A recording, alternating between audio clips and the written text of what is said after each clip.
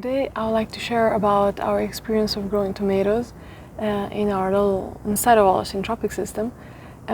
We are growing them already for 2 years in a row, and this is just to show that everybody can do this even without pesticides, even without fungicides and all that stuff, and you can be self-sufficient in tomatoes, you and your family, very easily.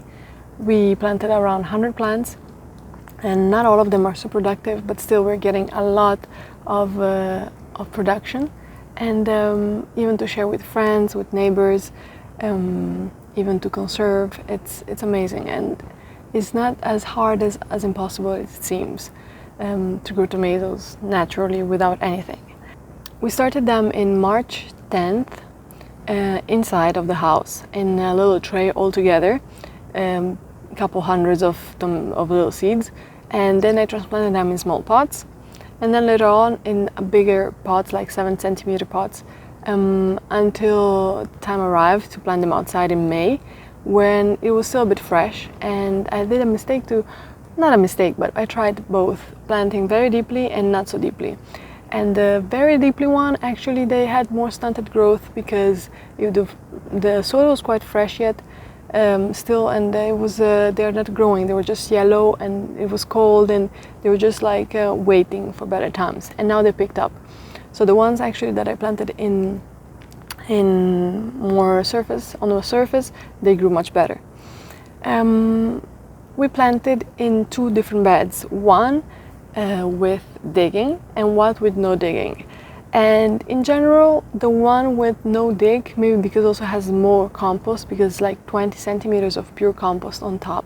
I went to make a hole, and I made a hole in the native soil, I just planted it in the native soil with all compost around it.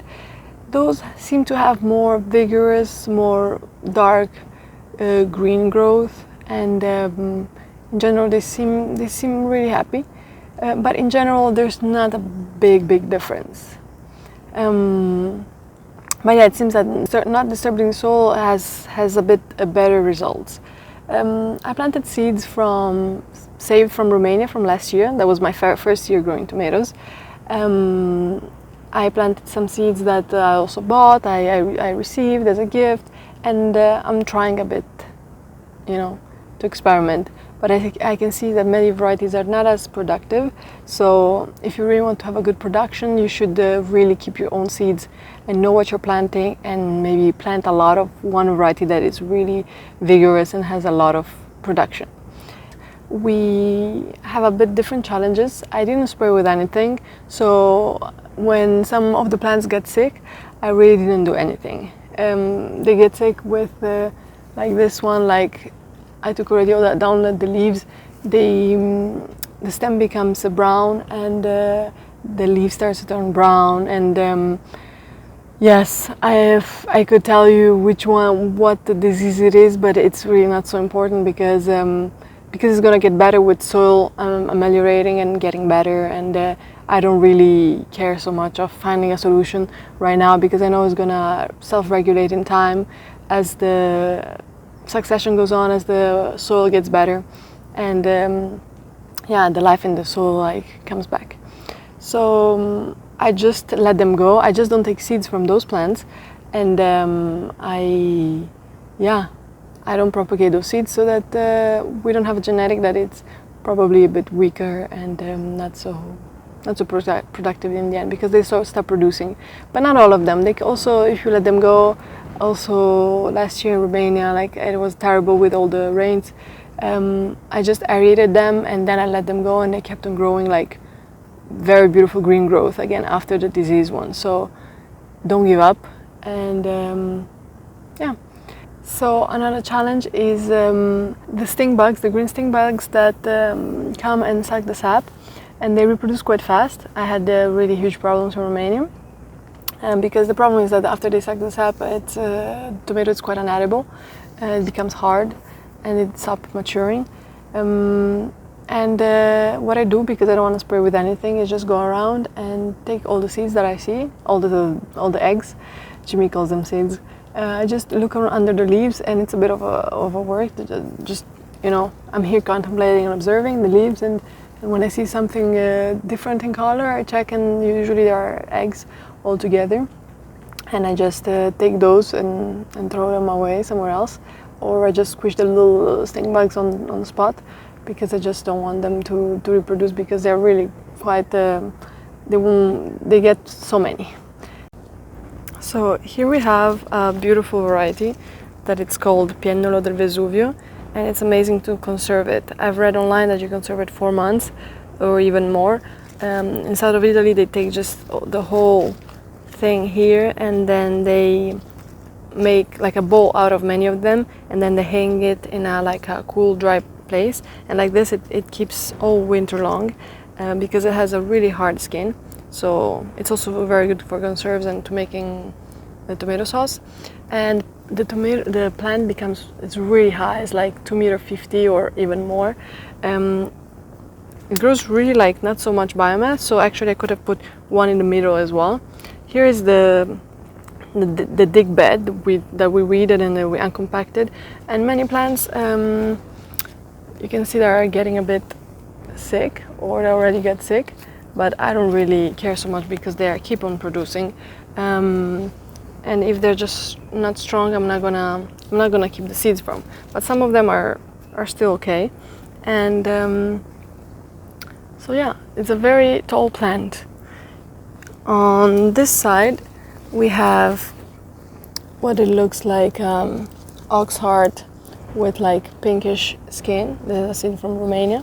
I'm really interested in saving the seeds of the most productive ones, and the most vigorous one. This is also very, very tall, and the taste is very nice because the skin is very soft. Here we have another one that I don't know the name of, but it makes huge tomatoes, and I think that's what we like all in salads.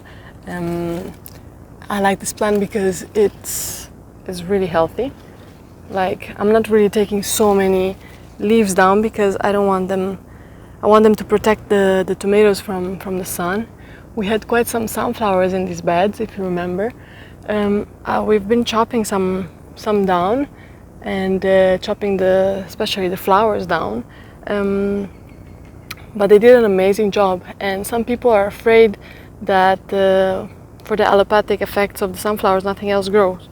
But look around. So sunflowers were always in the middle like this, very close to the tomatoes, and they didn't seem really to mind. Going on here, we have purple calabash. It's a super productive plant, and it doesn't get diseased, and it makes these beautiful curly tomatoes. Many of them. It's, I think, from the same family of Noir de Crimée, black of Crimea. It's not as sweet. It's a very different taste for a tomato. It has like a more neutral, bitter aftertaste in the end. So it's not really my favorite, but it's too beautiful. Here we have another variety with this like pears, orange pears I also took the seeds from Romania. Usually the smaller the tomatoes, the most vigorous the plant. They become super tall, while when they make big tomatoes, they are a bit, they tend to stay smaller plants. Here we have like what seems like a cherry, but a bit big, and it's as well very productive. It has fruits at every, like until up there, it's making fruits. You can see here, for example, one that it's slightly diseased, that it's starting. Yellow the leaves are yellow, the stem is becoming a bit brown. Huge tomatoes. Yeah. I'm probably not gonna take seeds of this one, even though it has huge tomatoes, but I don't want this to repeat itself in time. Here we have one of my favorite one. It's a seed that I took as well from Romania, and it's like a cherry tomato, but it's incredibly productive and vigorous. It becomes super tall. Look, it has fruits everywhere. Look at this. And it's getting up until the canes. They're at like at 3 meters. It's insane. Here another like yellow pear. Here we have like a bigger kind of a pear with all curls. Oops. Like this one is the same. And I like to try them all because the tastes are so different, and it's just so beautiful to have different shapes and colors. Here we have cherries that are the most productive plants in history. They're just becoming like a forest. I'm not even able to attach them up there. You can see that I just left all the shoots. About the shoots, I wanted to say that you can see here the stink bug that I'm gonna squish because it makes really many babies, and I don't want that. I don't want to spray with anything. I'm sorry. So about the shoots, I left in each plant around 2 or 3 liters because you see like there's still quite some space, and I planted them at 60 centimeters apart, like approximately, and I said to myself, I can try to leave some more than 1 liter. Look, there's many stink bugs here. Many more than 1 liter, so that it fills up the spot. And I think with all the compost that there is, they have food to eat. So you can see the result here. Like I left 3 liters, and on top I left so many more shoots, and it's producing a lot. So it produces more if you have 2 or 3 of them.